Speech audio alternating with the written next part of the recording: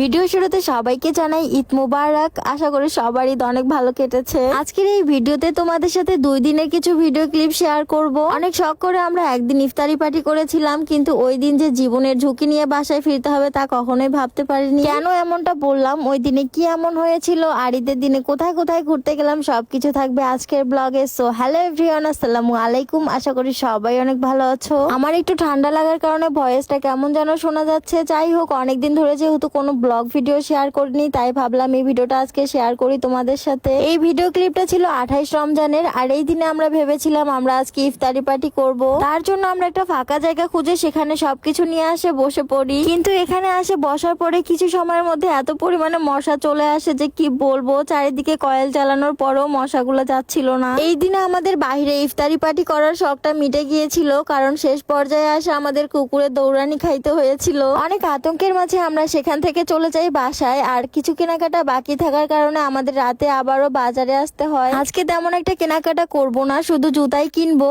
আর এই দিনে বাজারে অনেক ভিড় ছিল। আমরা একটা দোকানে ঢুকেছিলাম আর সেখান থেকে আমরা জুতা নিয়ে নেই, কিন্তু আমার মার জুতা নিতে যাই অনেক বেশি লেট হয়ে গিয়েছিল। ফাইনালি অনেকগুলো দোকান ঘোরাঘুরি করার পরে আমার মায়ের মন মতো একজোড়া জুতা পেয়েছিলাম। তারপরে বাসায় চলে আসি। আর এই ভিডিও ক্লিপগুলো ছিল ঈদের দিন সকালবেলা। আমার 2 ভাই ম্যাচিং করে ঈদের পাঞ্জাবি পরেছিল, তাদেরকে দেখতে মাশাআল্লাহ অনেক বেশি সুন্দর লাগতেছিল। আর ছোট জন তো লাইট জ্বলার কারণে বারবার শুধু জুতার দিকেই তাকাচ্ছিল। ঈদের দিনে আমি তেমন একটা ভিডিও ক্লিপ নেইনি, এই তো দাদির বাসায় গিয়েছিলাম একটু ফুচকা খাওয়ার জন্য। প্রতিবারই ঈদের দিন করে আমরা সবাই মিলে এভাবে দাদির বাড়িতে ফুচকা খাই। তারপরে রাতের বেলা ঈদের জামা পরে গিয়েছিলাম একটু ড্রিম প্লাসে, কিন্তু এখানে যাওয়ার পরে কোনো জায়গায় ফাঁকা ছিল না বসার জন্য। যেখানেই যাচ্ছিলাম সেখানেই প্রচুর ভিড় ছিল। আর এটাই ছিল আমার ঈদের ফাইনাল লুক। যাই হোক, আজকের ভিডিওটা এই পর্যন্তই। সবাই ভালো থাকবা, সুস্থ থাকবা। আল্লাহ হাফেজ।